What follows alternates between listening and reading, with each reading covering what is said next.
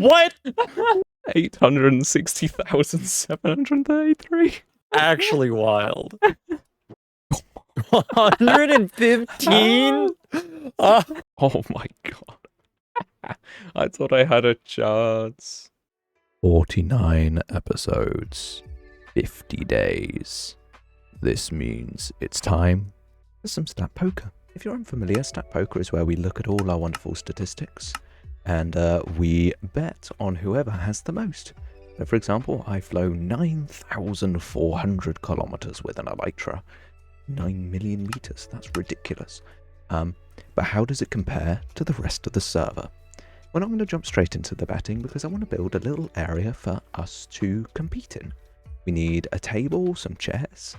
Sounds simple, but we also need a little machine to determine whether we're going to go higher or lower.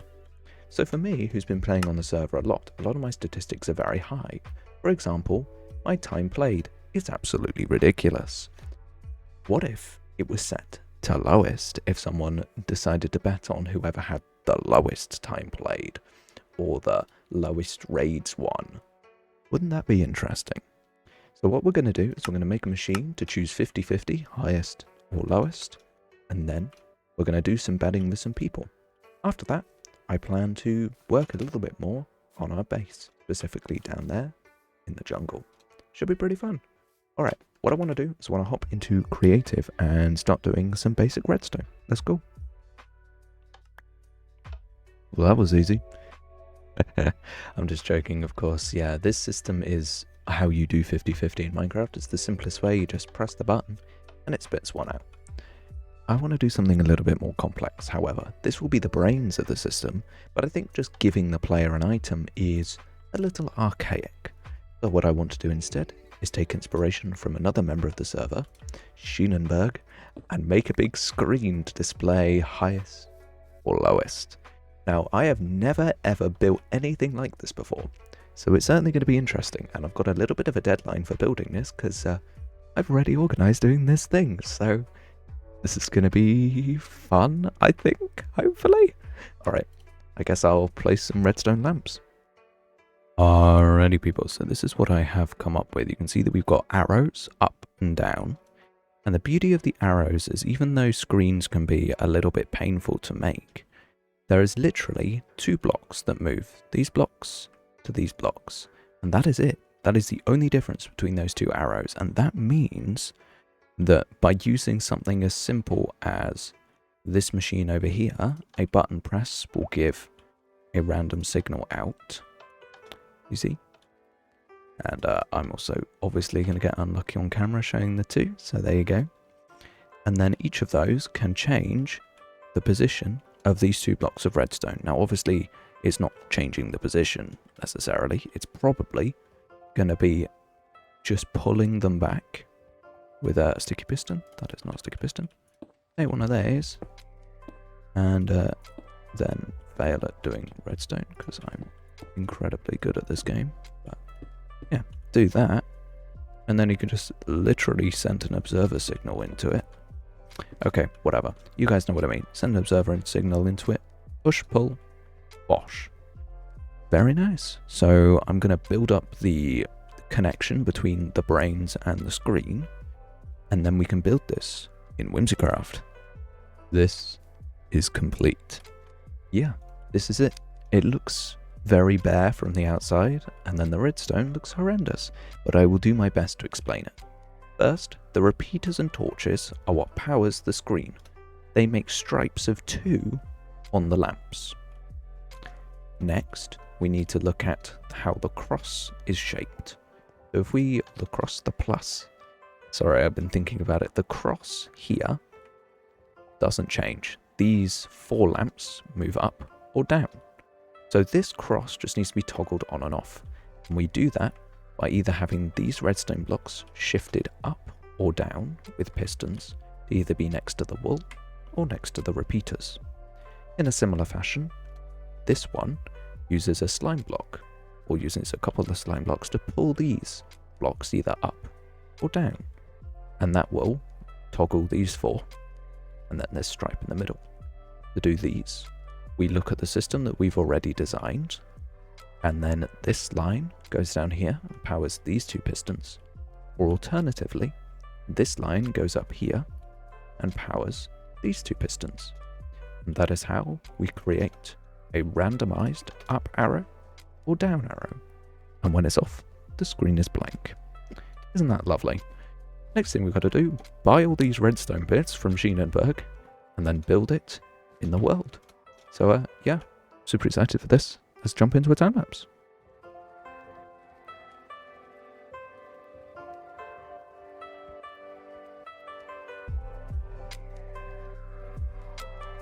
A screen has appeared and I haven't tested it, so we're going to test it. Obviously the input is in completely the wrong place, but I'm just going to press it and hope for the best.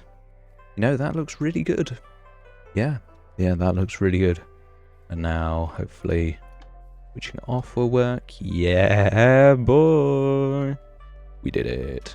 Okay, so I need a little bit of an interface over here. And then this build will basically be done. I'm theming it around what's already been built around here. Obviously, it's just kind of random stuff, but I think it's quite fun to copy what other people have done. So, yeah, I guess I'll add a little bit of decoration, maybe some more cyan terracotta up the side like this, something like that. Alright, let's do some building. Alrighty people, so I've done some very basic decoration here, literally just, you know, a barrel, some chairs and a sign. But I think there's an opportunity for a little bit more around here, specifically to cover all of this. Building redstone on wool is a very common thing to do. However, it's kind of ugly for Cherry over here, who lives in this beautiful chateau. And I was thinking that maybe there's a way to not necessarily hide the redstone in its entirety, but potentially give it a little bit of a box or something to make it less disgustingly ugly. So yeah, I think what I'm going to do is I might brainstorm some potential ideas to semi-cover this up. Maybe have some little windows and stuff so we can still see the cool redstone inside, but reduce the ugliness. Yeah, I guess I'll have a think and get back to you guys when I've come up with something that I like. It was surprisingly difficult to make something out of this ugly blob of redstone, but I think we've got something. It definitely has shipping container vibes, but I'm not against it. Over here, I've also added a new button.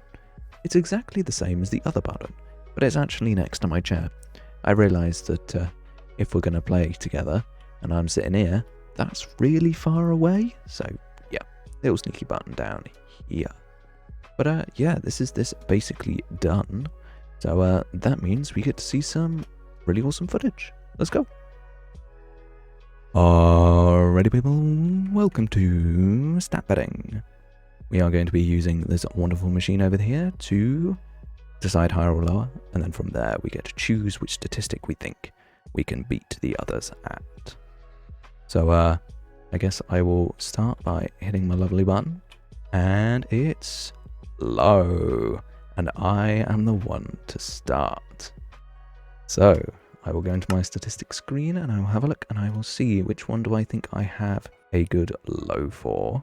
I think that fish caught is a good statistic. So everyone find your fish caught.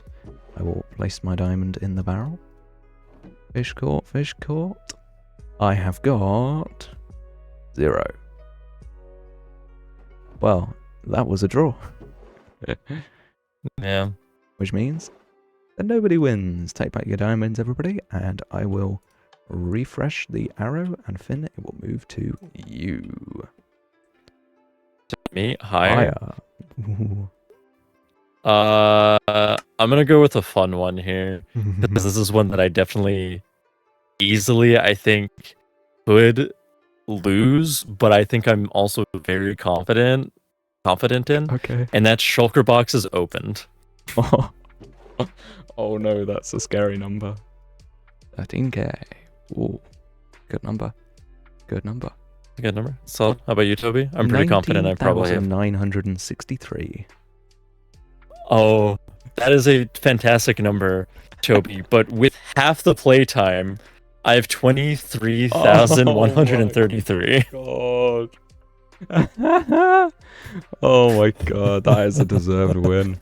Jeez, that is crazy. The thing is, I am organized. I just... No, you're not. That is a lie. I've seen your base.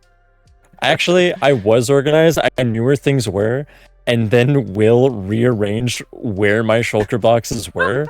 And now I don't know which shulker box is which in my, in my actual active build site. My storage room is actually pretty organized, but...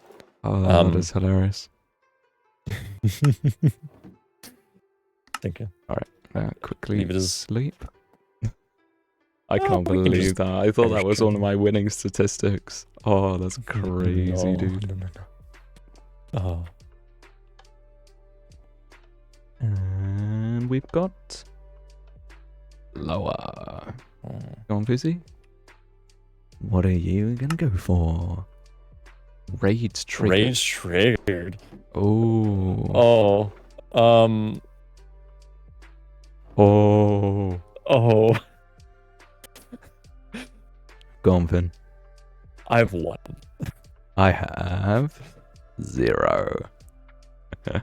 Oh. 1. 1. Oh. Yeah. Boom, boom, boom, boom. Higher. And this is where we win, baby. Jumps. Oh. I'd be willing to double down on this. I'll double up on jumps. I'm so confident. I swear if Fusi says like 5 million. 100. Not bad. Not bad. Go on, Finn. 300,800 387,076. I have 860,733. Wild. Actually wild. Oh, do I have this? If it's not in your list, then it's 0. I have a number. It is in my list. What? Gonna be a draw. That's so sad. I have 1 as well. 1. Yep, that's a draw. Oh my god. Cake slices eaten. Oh no. We ate them in the cherry chateau. It's right at the top too. Oh no. I have 7. Oh. 115? That's wild. Placed like 1 billion cakes at your base. Of course. Oh yeah, you got caked. Lower interactions with blast furnace. Oh no. Ooh. I know I'm lower than Toby, but now it's the am I lower than you? Yeah. I have 11. Yeah. I have 731. You certainly do use a blast furnace, huh? Yeah, I do. How much in the green is everyone? I think Bro, I'm like... you need to shush your mouth, Fusi. I think I'm like 10 in the green. You're up at 10 as well, aren't you? Yeah. Oh. I'm down 21. Well, that was super fun. Yep. So we're back here. This is what we worked on last video, and I mentioned that I wanted to expand it a little bit more. What that entails is essentially buildings scattered around in small town-like structures, in some kind of reflection that this is their central religious area, but they actually lived a little bit further away. Now, we don't have the most space in the world, but I can spread over here, and of course I can also spread out of the jungle, or even round here. These areas aren't owned by anyone, so it's I guess my goal to try and bridge the gap between myself and everyone else. For context for that, I said hi stream because Fusi's streaming, and stream didn't say hi back, so isn't that fantastic? Anyway, I just want to build a couple things, see how they feel, and go from there. This is my genius plan. I took a bunch of inspiration from various Native American tribes throughout the millennia who have lived in caves similar to this.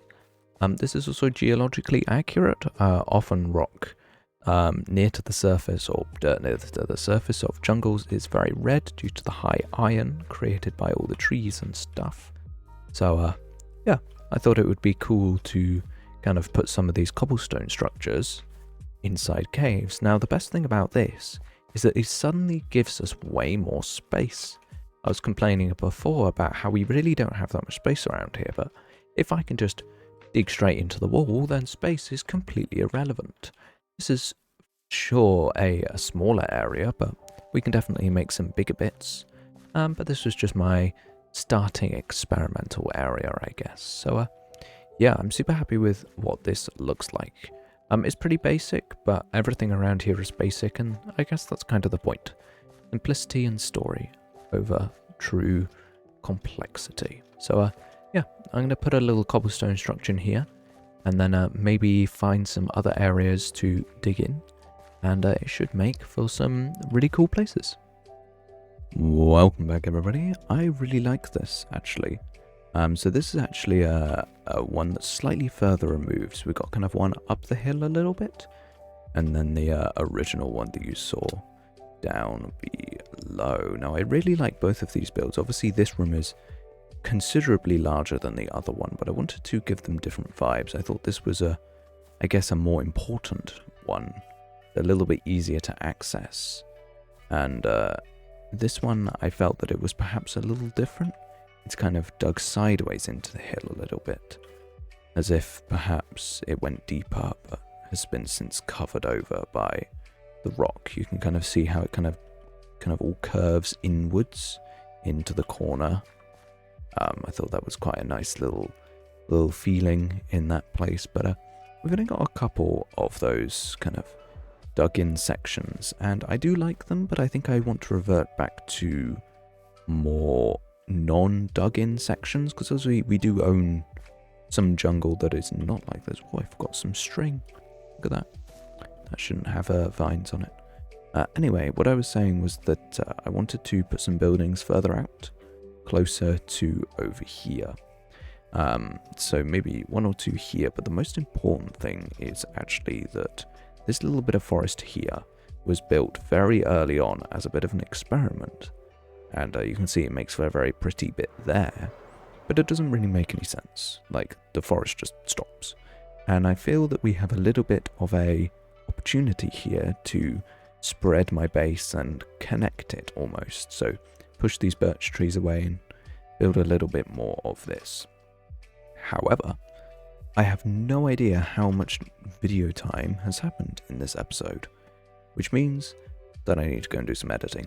And once I have done that, then I will have made a decision on what I want to start building, and I guess you guys will see. I guess it's a surprise for you and me. I built a couple of extras. So there's one new little building over here, and there's another new little building over here. These ones are slightly bigger because they're houses. They're not just part of the shrine complex. They're actually supposed to be livable buildings, so they've got a little bit more structure to them, and of course they've still got the same resin. I continue with the whole like dead leaf idea a little bit stronger, and I remember to put string on the vines and that, so that looks pretty cool. So yeah, this is coming along very nicely. What I love about this is that I can fly in the air, look down, and then you just see it patches through the jungle, but it's not like crazily intrusive. So yeah, really, really nice. We have now arrived at the end of the episode. So yes, people, if you enjoyed this video, make sure you give it a like, subscribe to that fantastic stuff. And if you're looking for some Razor products, I'd appreciate it if you use my affiliate link in the description. See you next time. Bye.